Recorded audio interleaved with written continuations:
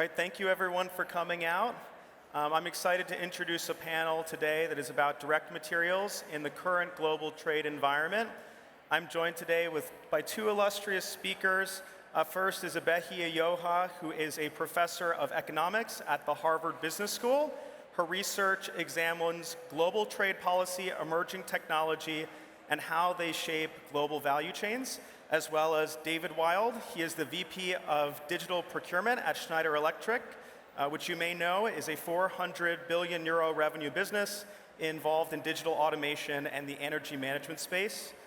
David was previously a leader at Amazon, and before that, Abbott Labs. And my name is Spencer. I'm the CEO and co-founder of Lightsource. We're a next-generation procurement operating system headquartered in San Francisco. But my one claim to fame is I was early at Tesla and helped lead the Model 3 program back when it was a boutique car business. So kicking things off, I'd like to pass this to Ebehi. Can you explain what actually is happening in the global trade environment right now? I think one key element of what's happening today is we're seeing kind of a shift, fundamental shift in the global trade order.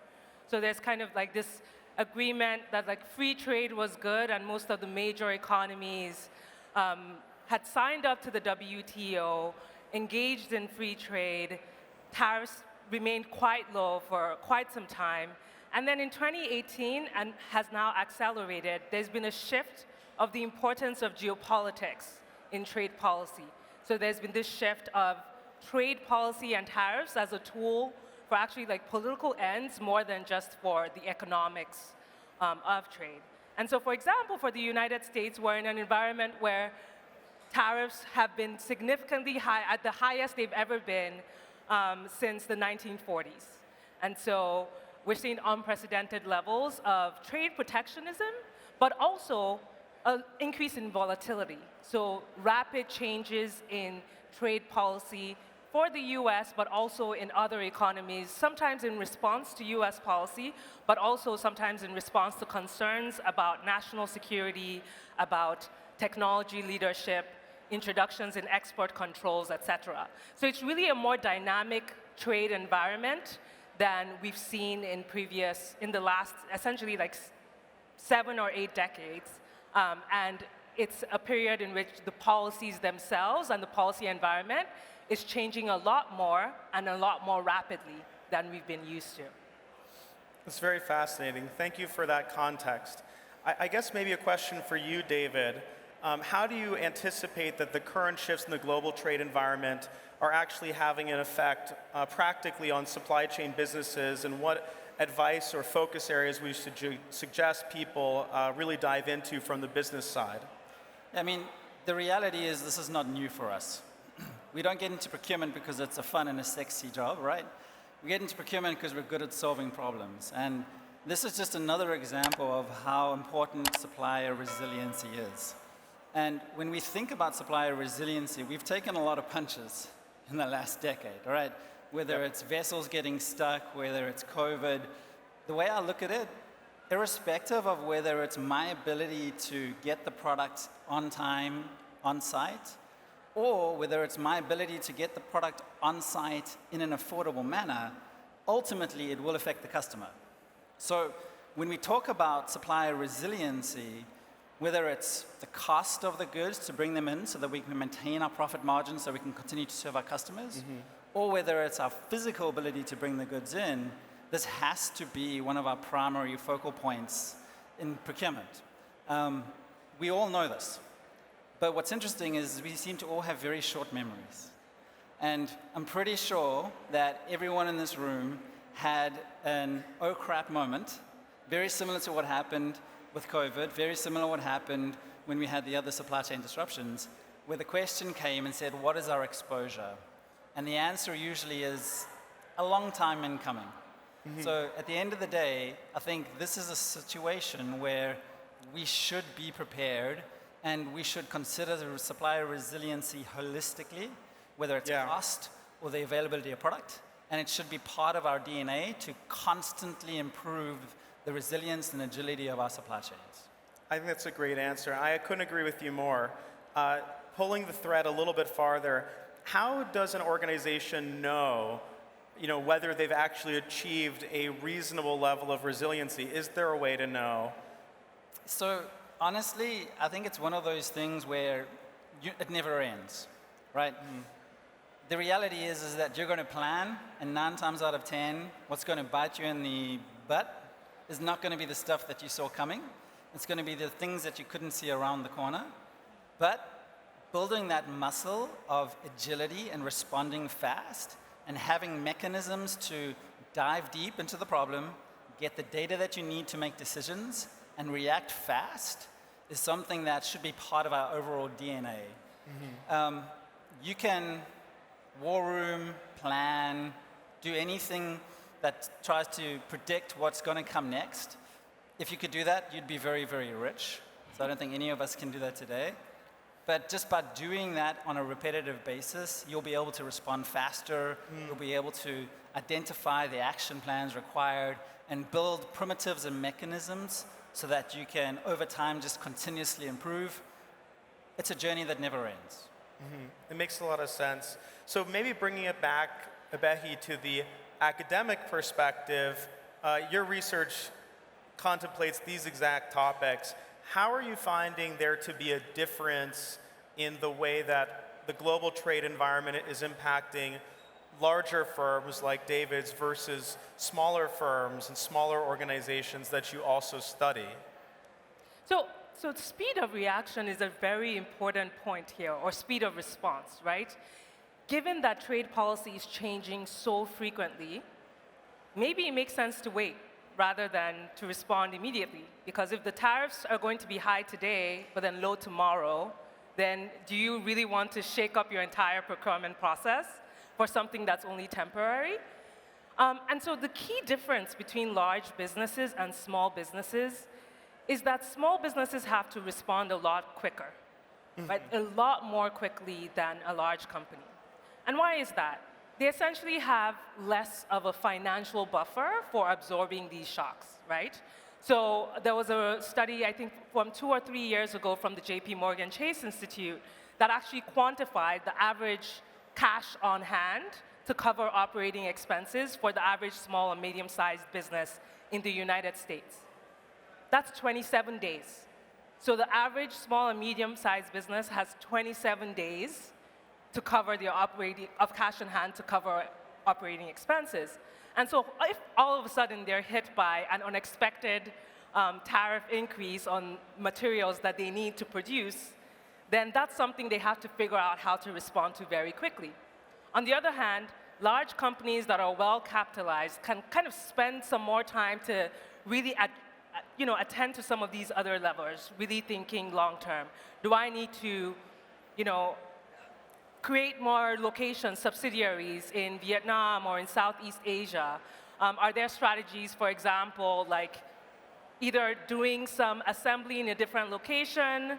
Some companies we've seen in our research actually do something that's less palatable, which is tariff circumvention by just kind of rerouting goods through third countries that aren't facing as high tariffs as China, which obviously is against the rules and sometimes comes to bite them back when the Customs and Border Protection looks into the transactions and says, this looks a little funny. But other companies, large companies are able to really think about these levers in a more holistic way, whereas small companies kind of have to rely, for example, on customs brokers that can help them to figure out sourcing, like what other alternative sources of inputs could you get? Which other countries are we seeing that from our other clients have been successfully able to reduce their costs in the face of changing tariff policy? So those are some of the key differences in how small and large businesses are faring right now in this dynamic environment. It's really interesting. I'd like to add to go that ahead. as well. And you used a specific word, you used respond. And I think this is more semantics than anything else, but irrespective of how large the company is, what I always ask my team to do when they come to me with a crisis is I ask them, is this a reaction or is this a response, right?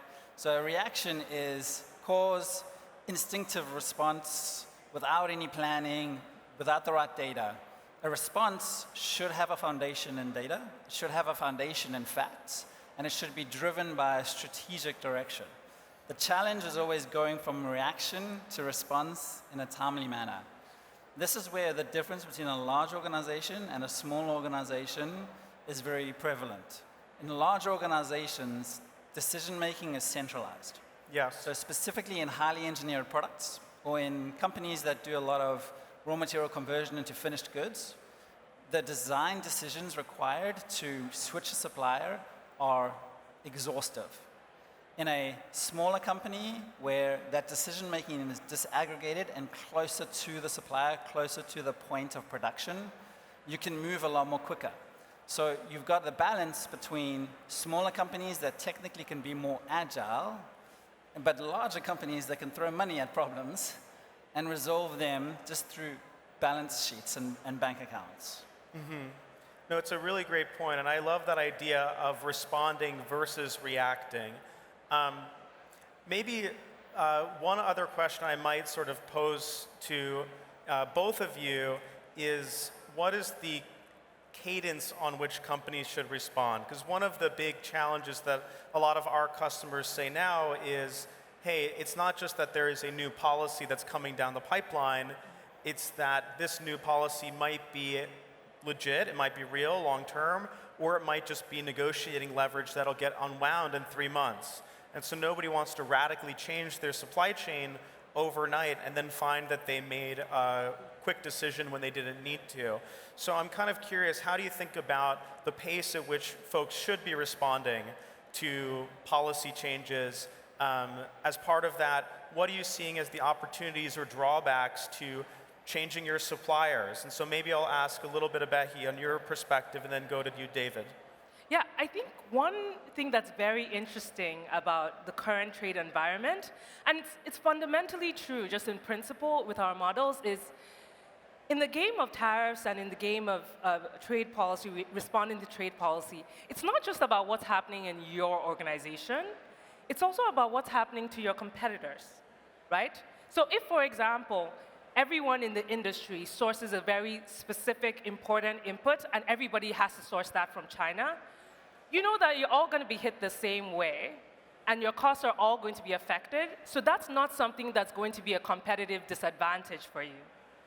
Whereas if it turns out that there's a lot of diversified sourcing in your industry, so some of your competitors are sourcing from Vietnam or from Malaysia, while you are sourcing from China, and then there's a difference in the tariffs that are being levied on China versus Vietnam, then all of a sudden, it might look like a competitive opportunity for your competitor and a loss for you.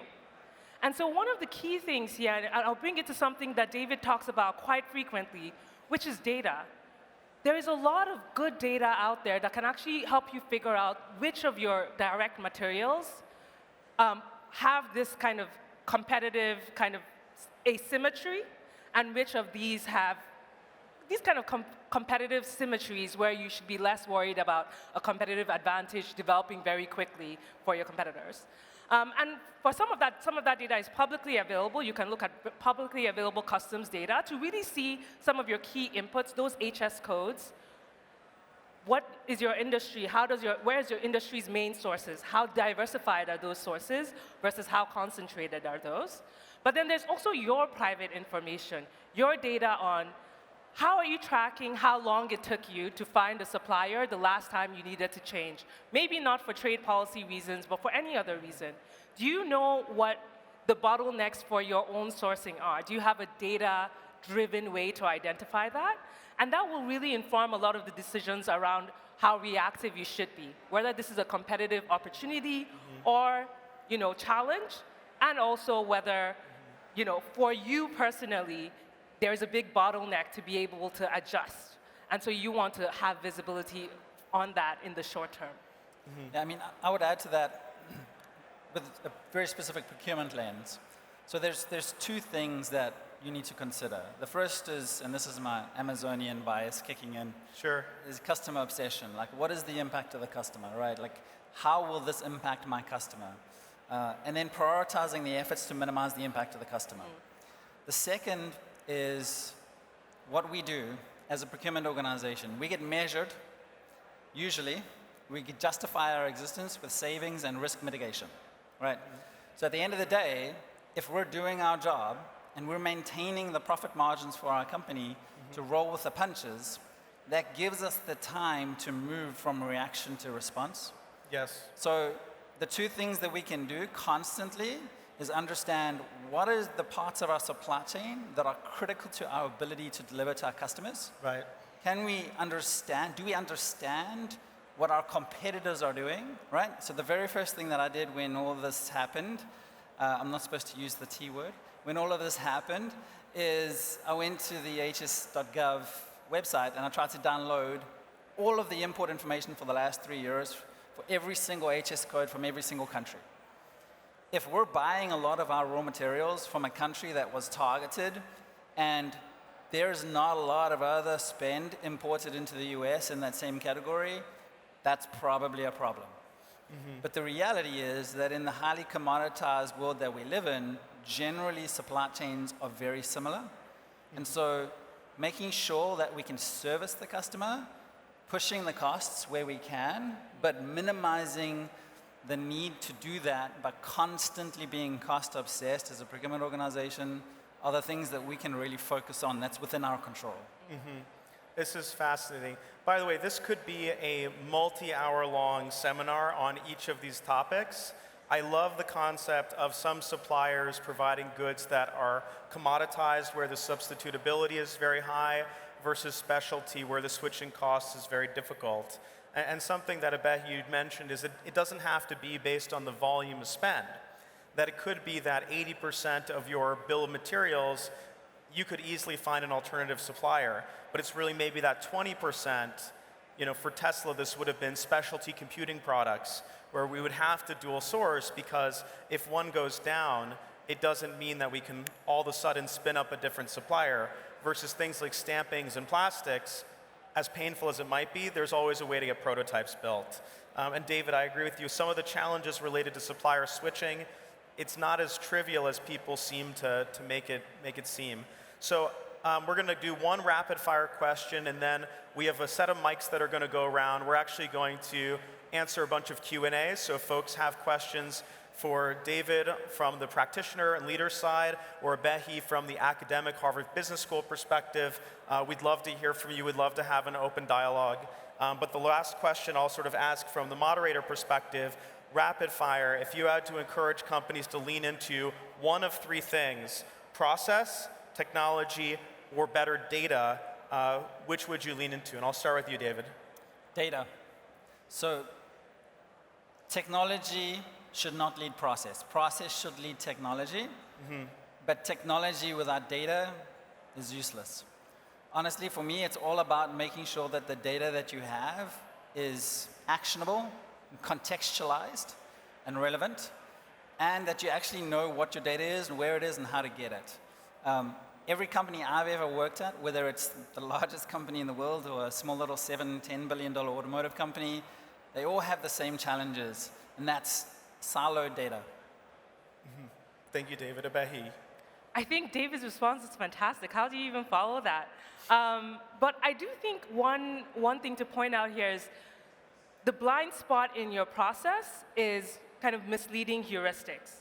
So for example, one heuristic is thinking about Pareto principle, only focusing on the things that you spend the most money on, even though the most critical input might be something that's a small percentage of spend, but then if there's a shortage in that for any reason, you're, sunk. And so the key thing for process is some of these heuristics, while they may be helpful, are not necessarily going to get you to 100%. 100% on resilience and 100% on kind of preventing yourself from being subject to a lot of these shocks. So I would say the key thing is size is not criticality. You want to think about those two things as very different and make sure that your processes factor that in. Yeah, and I mean, just to add to that, Yes, I mean, of course. not to get too geeky on the engineering stuff, but if you think about how design engineers design parts, right? Failure mode effect analysis. This is a very simple tool where you can analyze what is the effect if this part fails, what is the effect if this part is no longer available, and then assign a risk score. These are tools that we can repurpose for our environment. We can do the same thing. We can do what ifs, right? Critical to quality. When you release a print for a part for manufacturing, on the part, there are specific dimensions that are called out to say, these ones, if you get these wrong, the part does not work. That same concept, we need to have that view across our supply chain. That's super helpful. I guess maybe a question for the staff. We're going to close there. I will plug, of course, technology. I'm a very big technologist. I believe that technology can make the best practice the path of least resistance, and it's tools of the mind that I think can sometimes encourage better process and better data. But that's why we have a diversity of perspectives up here. So we have 5 minutes for Q&A. We'd love to hear from you, so please don't be shy. Raise your hand, and there's a whole army of DPW folks coming around with microphones.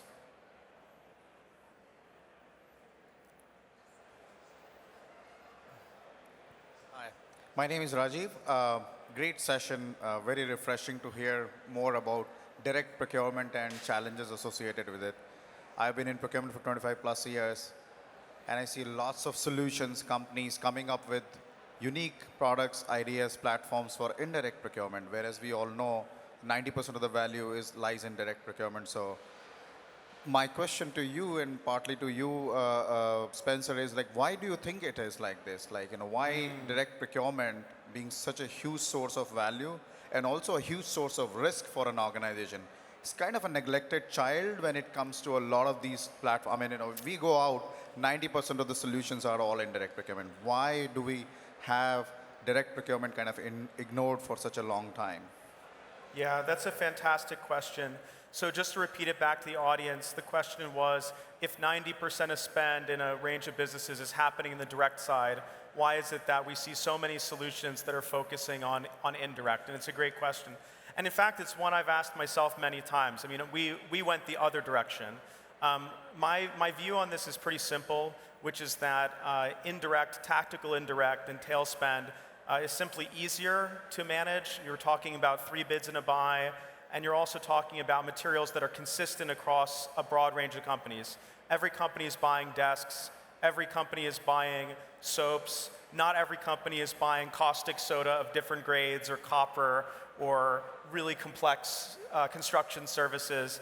And then the second thing is on the direct materials side, it's just simply, I don't want to say harder, because there are indirect categories that are extremely complex that we also handle well at Lightsource, but the direct materials side is very heterogeneous. Every category manager has their own process, benchmarks, supply base, analyses, and so to build a tool that really captures those things well, it requires a much higher level of sophistication. But I think we've done a great job of addressing it. So I feel like your question, I almost feel like this could have been an audience plant. I feel like you bribed him for that one. I think you bribed him for that one. Sorry? I think you bribed him for that one. That was like a tee up. I have to bring you to our next investor pitch. Oh, he's got the hat.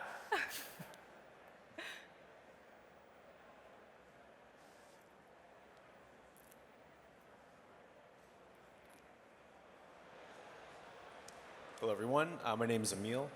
So my question is, what feedback do you have for leading resilience technologies in procurement? And what are they doing well? Maybe this is a cue for Spencer as well. Well, I don't know why all these questions are directed at me. I'm allegedly the moderator. Well,